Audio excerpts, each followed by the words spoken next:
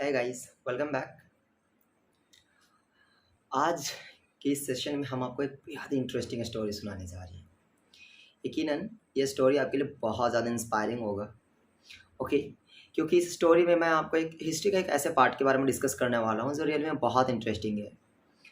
Just I am going to talk about a king named Dahir. He was the ruler of Sindh. You know Sindh very well. तो जो पहले पाकिस्तान में पड़ता था, अभी भी है। एक्चुअली वो एक ब्राह्मण समाज का, ब्राह्मण डायनेस्टी का राजा था जिसका नाम था दाहिर। वो बहुत महान था। इसलिए महान था क्योंकि उसे लगता था कि हम सच में बहुत महान हैं। एक दिन की बात है कि उसने अरब के कुछ खलीफाओं के जहाज़ को अपने सैनिकों के द्वारा रुकवा लिया। रुकवाने के बाद में प्रॉब्लम क्या हुआ, वहाँ के खलीफाओं को बहुत ज़्यादा परेशानी हुई क्योंकि उनके बहुत सारे सामान थे उसमें, बहुत सारे पैसे लगा रखे थे उन लोगों ने उसमें। तो उन्हें लगा कि नहीं यार, मैं अपना जहाज़ों को वापस मंगवा लेता हूँ, क्योंकि ये तो डायरेक्टली वापस करने वाला है नहीं। उससे बोला गया कि भाई तुम हमारे जहाज़ों को वापस कर दो, लेकिन नहीं, वो बेचारा मानने को तैयार ही नहीं था। तो उन लोगों ने कहा कि देखो, अगर तुम इसे वापस नहीं करते हो तो इसके बदले में हमें बहुत सारे स्टेप्स लेने पड़ेंगे। और वो उसके लिए बोल भी दिया, या आई एम ऑलवेज रेडी, ठीक है आप स्टेप लीजिए, मैं हमेशा तैयार हूँ उसके लिए। फिर उन लोगों ने क्या किया, उन लोगों से रहा ना गया। यार इतने सारे सामान कैसे छोड़ देंगे भला। पता है, अरब के मात्र एक शासक ने उसके ऊपर अटैक कर दिया। अब सुनकर बड़ा अजीब फील कर रहे होंगे कि बस एक शासक ने, और उसका नाम था मोहम्मद बिन कासिम। वो बंदा महज 16 साल की उम्र का था और वो सिंध पे अटैक किया अपने सोल्जर्स के साथ में। जिसमें अटैक किया था उसका उम्र 16 साल था और उस समय सिंध के राजा दाहिर को बहुत आसानी से परास्त कर दिया, बहुत आसानी से डिफीट कर दिया उसको। पता है क्यों? क्योंकि दाहिर को इस बात का अंदाज़ा हो चुका था कि भाई वो महज 16 साल का लड़का है और मैं तो उसके सामने बहुत ज़्यादा हूँ।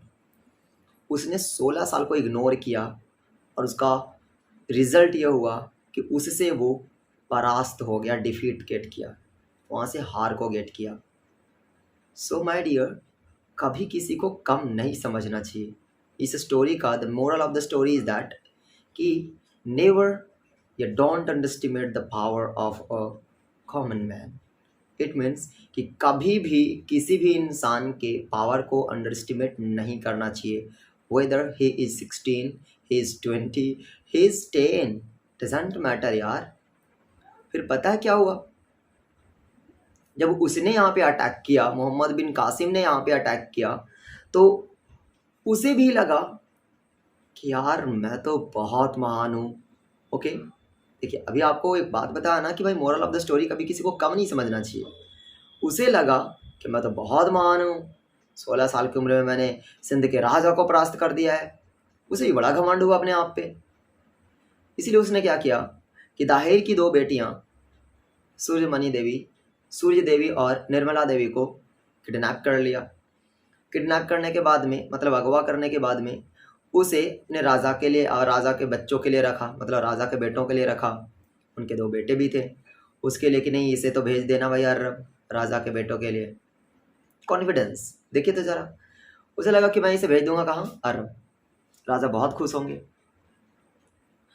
उसने क्या किया ना कि दोनों लड़कियों को भेज दिया अरब। जब ये दोनों के दोनों वहाँ पहुँचती हैं तो आपको पता होगा कि एक कहावत है, behind every successful person there is hand of a women and behind every unsuccessful person who is. तो भैया मेरे, एक छोटी सी कहानी में आपको इसी बात के बारे में पता चलने वाला है कि जब ये दोनों अर्रा पहुंचती हैं, राजा से मिलती हैं, तो राजा से मिलने के बाद में कहती हैं कि मोहम्मद बिन कासिम आपके पास में हमें भेजा ज़रूर है, लेकिन हम पहले ही अपवित्र हो चुके हैं क्योंकि मोहम्मद बिन कासिम ने हमारा आबरू लूट रखा है, इसलिए हमारे पास में कुछ बचा नहीं। भाई, मोहम्मद बिन कासिम के बातों को उसके किए हुए कर्मों को राजा इग्नोर करता है और उन दो लड़कियों की बातों को विश्वास कर लेता है और उसके आधार पर मोहम्मद बिन कासिम को महज 18 साल की उम्र में अर्रा बुलाकर उसे फांसी दे दिया जाता है और मोहम्मद बिन कासिम की कहानी वहीं पे एंड हो जाती है। सोचिए कि पुराने ज़माने से ही चलता आ रहा है किस तरीके से किसी को बर्बाद किया जा सकता है। ओके, इसीलिए माय डियर हमेशा यहाँ से तैयार रहें, आगे आने वाले घटनाओं के लिए पहले से सावधान रहें। ओके, किसी भी चीज़ को अंडरएस्टिमेट ना करें। हर एक चीज़ अपने आप में एक रीज़न होता है आपको एक बेहतर लाइफ प्रोवाइड करने के लिए। इसीलिए कभी भी अपने आप को इतना सेंसलेस बनाकर ना रखें। सब चीज़ सुने, बेहतरीन तरीके से सुने, अप्लाई ना करें कोई बात नहीं, याद रखें और उसे बाद में सोचकर उसके ऊपर अप्लाई करने की कोशिश करें, क्योंकि इंस्टेंट डिसीजन हमेशा ख़तरनाक होता है। इंस्टेंट डिसीजन कभी नहीं लेना चाहिए, सोच समझ कर लीजिए, थोड़ा सा सोचिए उसके बारे में, तब जाकर उसके बारे में फ़ैसला सुनाइए। चलिए, ये कहानी की मोरल यही थी। Thank you.